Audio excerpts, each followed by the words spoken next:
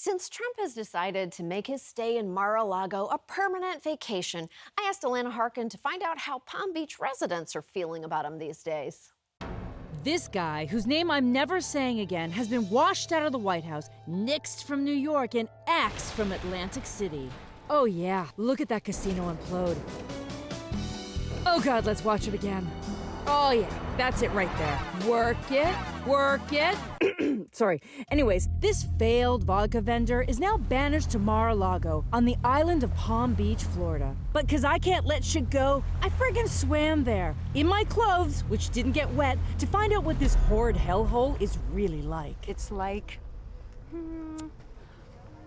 Beverly Hills in Florida. Yes, combining the charm of two of America's most normal places. It's a wonderland of beautiful homes, high-end shopping, and luxury cars. That's a nice car. There's a Porsche over there. But many of these wealthy people just want to overcompensate in peace. And they're not happy about the arrival of one recent retiree, America's one-term dictator. Even the people that used to love him now kind of hate him. Oh. Yeah. Because of the insurrection Yeah. or just everything? Yep. Kind of that whole thing that happened at the end.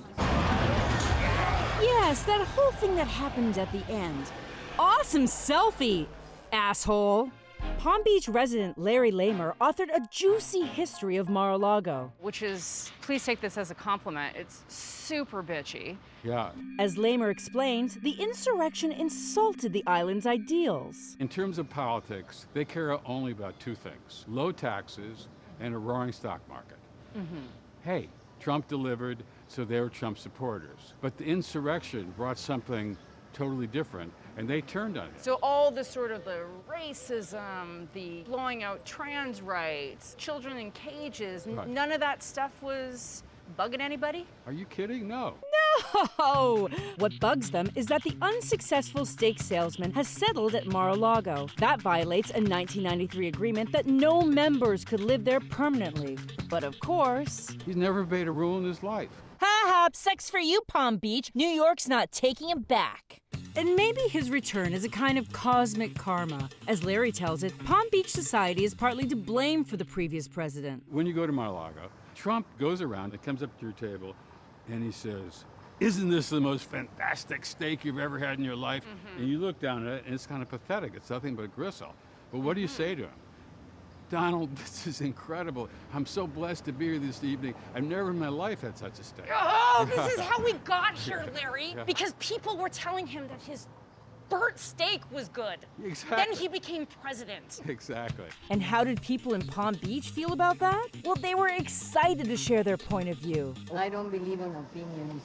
Okay, maybe not. But across the drawbridge in less luxurious West Palm, residents opened up. I'm not happy to have him here. Everything about him is an embarrassment. We're full. We have enough. We're full of Florida men. Can I curse? You can say whatever you want. I would call him an FF.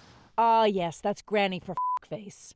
I'm a Republican. Finally, we found an actual Florida man. So are you excited to have Donald Trump as a full-time neighbor? Not really. I don't like him at all. Oh, okay. I believe he was the worst president ever. He's arrogant, self-centered. I did not like how he handled the pandemic and Black Lives Matter. I think he should be locked up. Wow, I never expected a unicorn to be wearing a tank top.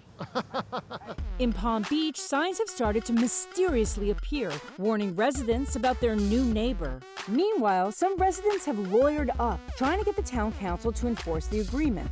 What do West Palm Beachers think of that?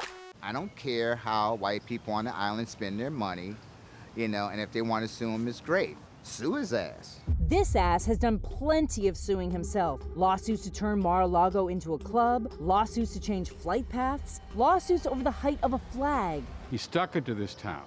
He took advantage of it. And he learned the same things he did when he became president. It was like a mini course in becoming president. The fake university founder is now claiming he's an employee of Mar-a-Lago, meaning he can live there, which is absurd, and he'll probably get away with it. Ugh, that poor flag. I don't think this lawsuit is going to force him out of Mar-a-Lago. I think this could generate a lot of aggravation and legal fees and take years. But this is a blip on his screen. He gets away with everything. He didn't get away with trying to steal the election. There are now 2 criminal investigations that could pose his future freedom in jeopardy. And so I think the days of impunity are over. Hopefully so. This failed airline executive deserves to be hounded for the rest of his days in whatever way possible. And believe me, I'm happy to do my part. P.S. Your steaks suck, you FF. Aw, thanks for watching. If you'd like to hear more from Full Frontal, hit subscribe and visit our page for more videos. Or if you'd like to be radicalized, leave YouTube on autoplay.